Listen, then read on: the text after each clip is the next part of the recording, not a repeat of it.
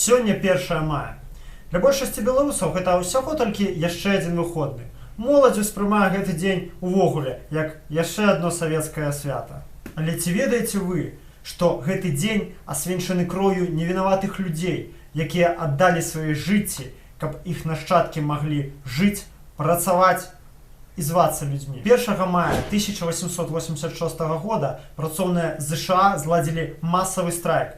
Патрабавання 8-гадзінны працоўны дзень. У той час у ЗША быў нормай 15-гадзінны працоўны дзень. Адсутнасць выходных, адсутнасць любых сацыяльных гарантый. Працоўнага маглі проста выкінуць на вуліцу ў любы дзень і пазбавіць любых сродкаў да існавання. Паўсюдна прымянялася дзіцячая праца. Смяротнасць на вытворчасці была аграмаднай. У тым страйку прыняла ўдзел да 500 000 працоўных. Аднак, хутчэй за ўсё, гэты дзень так і не стаў бы міжнародным днём салідарнасці працоўных, калі б не тое, што адбылося далей. З аднаго з заводаў у Чыкага за ўдзел у страйку звольнілі аднамаментна 1500 працоўных. Яны зладзілі дэманстрацыю, якая была жорстка разагнаная паліцыяй. На 4 мая анархісты Чыкага назначылі дэманстрацыю салідарнасці са звольненымі і супраць паліцэйскага сваволля. На плошчы Хеймаркет сабралося некалькі тысяч чалавек. Анархіст Сэм Філден ужо сканчаў сваю прамову, як да натоўпу падышлі паліцыянты і затрабавалі ўсім разысціся. Дэманстранты адмовіліся. Шэрагі паліцыі пачалі наступаць на працоўных, і ў гэты момант нехта кінуў у гэтыя шэрагі бомбу. Адразу было забіта 7 паліцыянтаў. Апошнія пачалі беспарадачную стральбу, трапляючы і ў сваіх, і ў чужых, забіўшы яшчэ 4 працоўных. Дзесяткі людзей былі параненыя. На наступны дзень улады Чыкага пачалі масавыя рэпрэсіі супраць працоўнага руху, арыштоўваючы працоўных актывістаў, прафсаюзнікаў і ў першую чаргу анархістаў. Апошніх прэса адразу назначыла галоўнымі ворагамі. Ужо на наступны дзень пасля гэтых падзеяў Нью-Йорк Таймс выйшла з артыкулам пад назвай «Акрываўленая рука анархіі». У артыкуле пісалася: «Гнюсныя вучэнні анархістаў прынеслі свае крававыя плады ў Чыкага». У выніку перад судом апынулася 8 чалавек. Журы прысяжных падбіралася вельмі доўга, сярод больш чым 1000 чалавек, такім чынам, каб выключыць усялякае спачуванне. З самага пачатку судовага працэсу суддзя дэманстраваў падкрэсленую варожасць да падсудных. У выніку за выбух на Хеймаркет былі асуджаныя 8 працоўных анархістаў. Адзін атрымаў 15 год турмы, двое пажыццёвае зняволенне і яшчэ 5 Аўгуст Лінг, Адольф Фішер, Альберт Парсонс, Джордж Энгель і Луіс Лінг былі прысуджаныя да смяротнага пакарання. За дзень да пакарання Луісу Лінгу ў камеру перадалі дэтанатар, замаскіраваны пад сігару. Уставіўшы яго ў рот, ён пакончыў з сабой. Астатніх 4 пакаралі смерцю 11 лістапада 1887 года.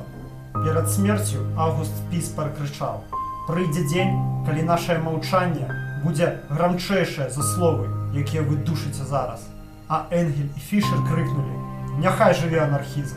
Пакаранне смерцю 5 анархістаў выклікала шквал абурэння па ўсім свеце, перш за ўсё ў ЗША. Ужо праз 6 год асуджаныя да зняволення былі вызваленыя, а астатнія, пакараныя смерцю, прызнаныя невінаватымі. А хто 120 год таму кінуў тую злашчасную бомбу ў паліцыянтаў? Невядома дагэтуль. Папулярнае меркаванне, што гэта мог быць правакатар з прыватнага ахоўнага агенцтва Пінкертона. Такім чынам, нават 8-гадзінны працоўны дзень, які на сёння падаецца нам абсалютна натуральнай рэччу, у свой час вырываўся з кроўю ў дзяржавы і багацеяў. І так было не толькі ў далёкім ЗША. У Мінску 18 красавіка 1905 года адбыўся масавы мітынг на прывакзальнай плошчы. У ім прыняло ўдзел больш за 20 000 чалавек. Пратэстоўцы прыйшлі падтрымаць чыгуначнікаў, якія тады страйкавалі, і запатрабаваць выканання маніфеста аб палітычных свабодах, які быў выданены царом Мікалаем II за дзень да гэтага. Па загаду генерал-губернатара Курлова армія адкрыла вагонь па натоўпе. было забіта больш за 100 чалавек. У іх гонар зараз стаіць мемарыяльная дошка, міма якой, я ўпэўнены, многія з вас неаднаразова праходзілі. Як бачым, ніякая ўлада, ані амерыканскія фабрыканты, ані імперскія расійскія цары і губернатары не спяшаліся даваць людзям правы. Усе начальнікі, што ў ЗША, што ў Расіі, заўсёды хацелі ад народа толькі аднаго, каб ён мошкі працаваў і прыносіў ім прыбытак. Дзеля гэтага прыбытку яны гатовыя страляць, саджаць у турмы, караць смерцю. І таму нават тая доля палітычных правоў і сацыяльных гарантый, якія мы маем зараз, ёсць непасрэдным здабыткам десяткаў тысяч пратэстоўцаў, страйкоўцаў, бунтароў з усяго свету. У свой час яны аддалі жыцці, каб мы мелі аплочанае бальнічнае, а нашыя дзеці не працавалі ў 12 год на шахтах, рызыкуючы сваім жыццём. Аднак сутнасць сістэмы не змянілася за стагоддзі. Як і раней, ёсць кіраўнікі, якія эксплуатуюць нашу працу, і ёсць працоўныя, якія вымушаныя прадаваць гадзіны свайго жыцця для таго, каб выжыць. І наступна правы працоўных ідзе з новай сілы. Гэта і закон аб дармаедстве, і кантрактная сістэма, і прымусовае размеркаванне. Гэта і пераслед незалежных прафсаюзаў, і вынішчэнне свабоды слова пад нагодай барацьбы з экстрэмізмам. У нас спрабуюць адабраць тое, што было адваяванае цэлымі пакаленнямі змагароў. У начальнікаў улада, грошы і ўзброеная сіла. Аднак нас нашмат болей. І нашымі рукамі створана літаральна ўсё ў гэтым свеце. Афіцыянты, завадскія працоўныя, таксісты, грузчыкі, касіры, будаўнікі, праграмісты і сісадміны, прадаўцы, а таксама лекары, настаўнікі, журналісты, сеошнікі, СММшчыкі, капірайтары.